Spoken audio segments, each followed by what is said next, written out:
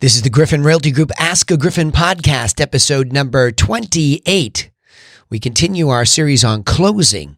Are you focusing on what you must do as the seller? Are you a home seller or buyer who has questions about selling or buying residential property, but you can't find an easy way to get your answers? Well, then, hey, you're definitely in the right place.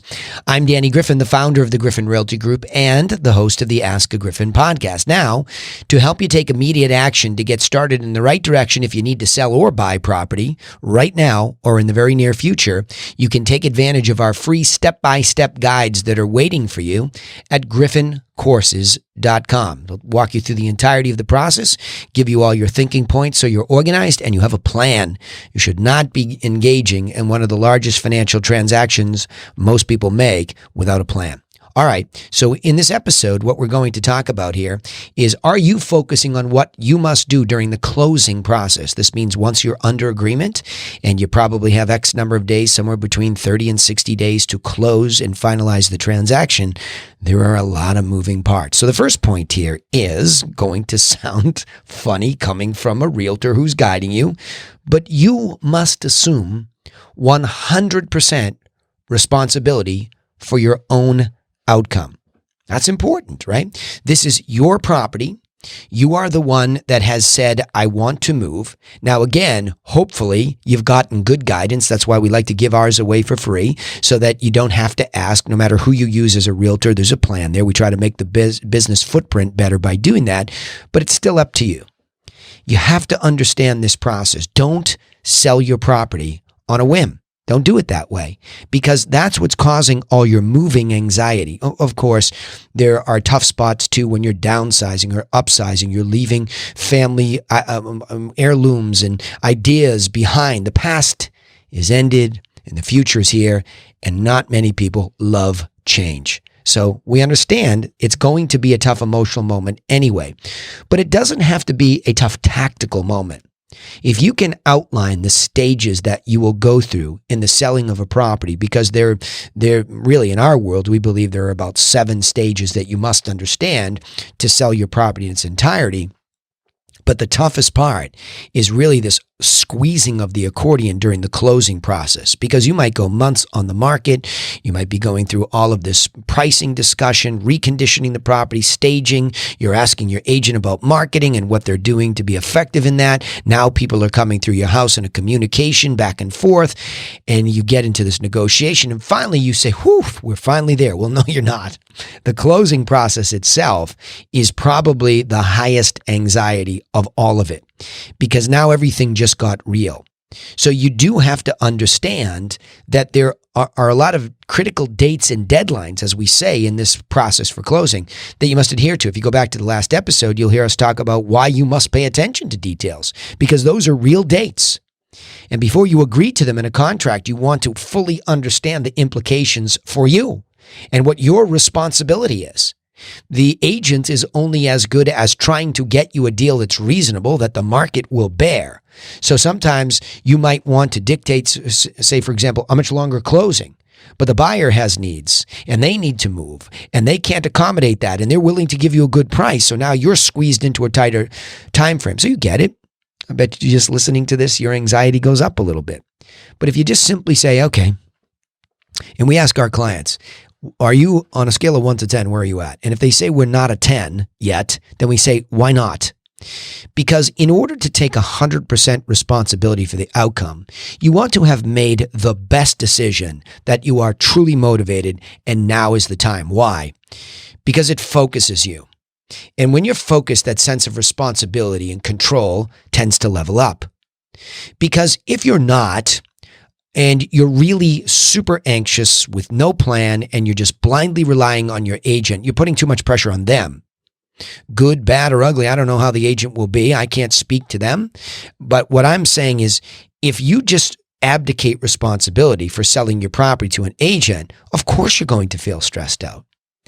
And that typically happens when you really haven't sat down and come to the conclusion you're truly ready.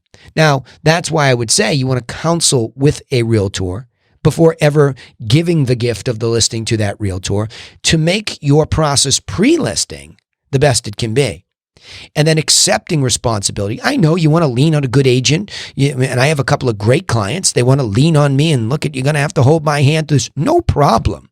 Emotionally, I'm there. Tactically, I'm there. However, you better be 100% ready to be 100% responsible with me.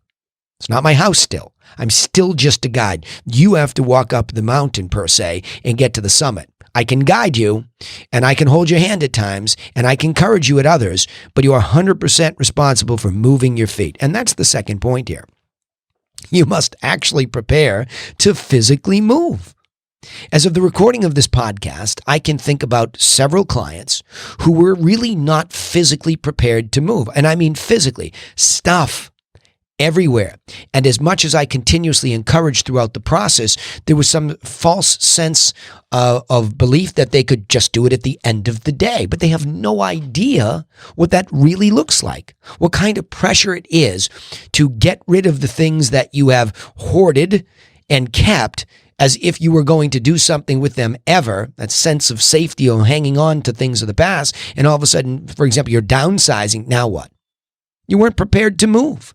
Because one of the first things, if you're living in a big house or wherever you might be living, maybe you're living in a city, it's tougher to get a dumpster, but that's probably the first thing when you recognize I have held on to all sorts of things. Now, of course, the best thing would be to either do a yard sale or an estate sale, monetize some of it. The next would be to give the remainder away to charity. And lastly, then throw things out that you just aren't, there's no value to anybody. That's the best process to preparing to move.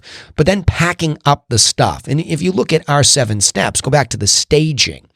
A lot of people, when they hear the word staging, the first thing they think is that they're going to get a professional stager to bring in furniture and paintings and whatnot. But really, the first step in staging is just getting rid of stuff that is not going to enhance the sale. It's not going to enhance the space. You have had this home become a catch-all.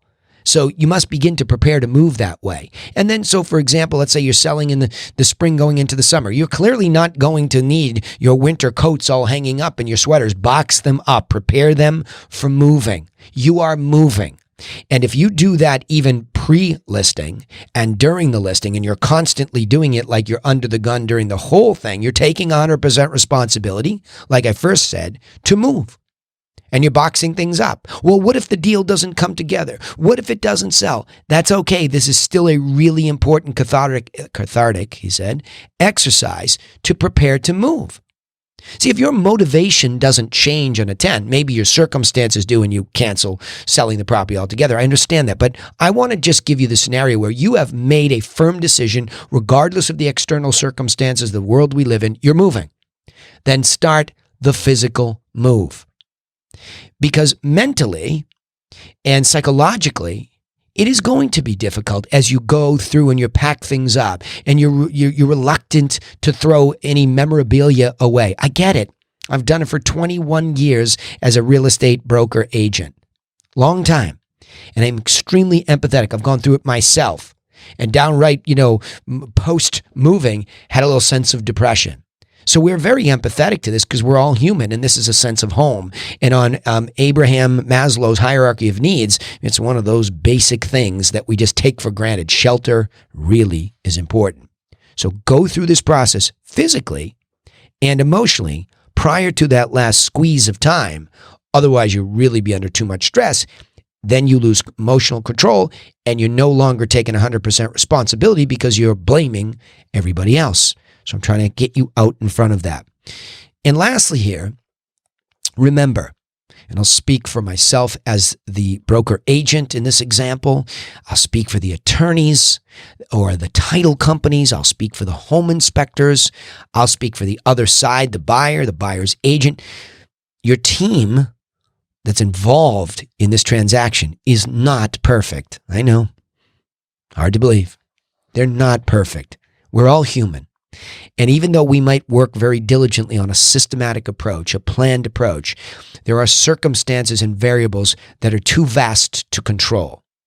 So a plan is important because it keeps us inside what I would say are the guardrails. So we have a chance, but nobody in there is perfect. And you cannot, as the listing agent especially, you are what I would say the orchestra leader. So the point was your team is not perfect, so ask them questions constantly so that the orchestra is always in tune. Now, of course, your listing agent is the primary contact, but remember what we're doing for you is we're orchestrating the tuba, the violin, the cello. These are all these other parties that we have to now orchestrate during this intense closing period. And they are humans, and we don't know whether they follow the same systematic approach we do or not.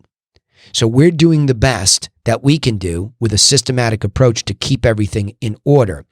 But it's still going back to the 100% responsibility upon you as the seller that if you are confused or you are stressed out or you are lost as to where you're at in this intense period of time, ask questions.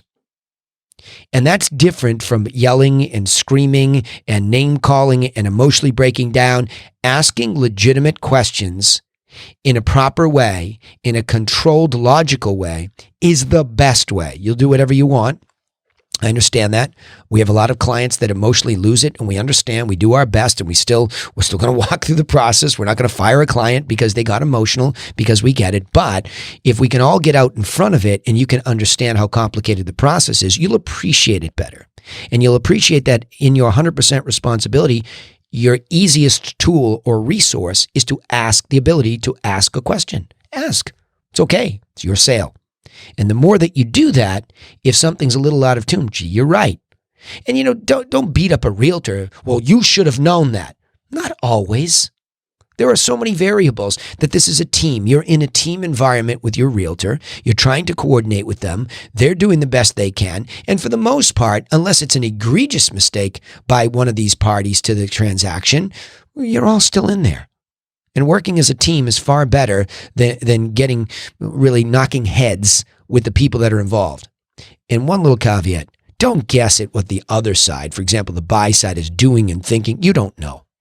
Ask questions that bring a logical answer back that you can make your best guesstimate as to what's happening, but more importantly, stick to those contract details that we talked about in the last episode. So let me just go back over these points here. We're in our closing module, meaning we have a plan to discuss with you in the closing section of a sale when you're the seller. And the question on the table, are you focusing on what you must do? So the first point was to assume 100% responsibility for your own outcome. Also, you must prepare physically and emotionally to actually move out of this place and try to get yourself to a level 10 on the level of motivation so that you're not dragging your feet. And lastly, remember your team, immediate and extended in the transaction, is not perfect, so it's okay to keep asking questions so the orchestra stays in tune. Now, I'd summarize it this way.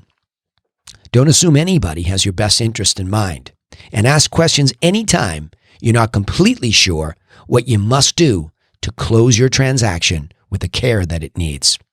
Now remember, you can take immediate action to get started in the right direction if you need to sell or buy property right now or in the near future by getting our free step-by-step guides, the very ones we're talking about here. You can get a whole printed version, A through Z, at griffincourses.com. That's GRIFFIN courses.com. Also, don't forget to subscribe to this podcast on iTunes, Spotify, or wherever you listen to podcasts so that you don't miss out on any insights each time we upload an episode. We also post all of these episodes on our social media channels. So remember, you can turn on your notifications for Griffin Realty Group. We have that little gold logo of a griffin up there. You'll see us there with a little crest, and you won't miss the reminders every time we go live with a broadcast or we post. We also appreciate it if you would share our content with other people just like you so that they get the help that they need and the plans that they can borrow. And we thank you for listening. But remember, nobody's coming for you. So take action and get to work on your own plan. And like I said in this episode, take 100% responsibility for buying or selling property. And we will see you in the next episode. Thanks again for listening.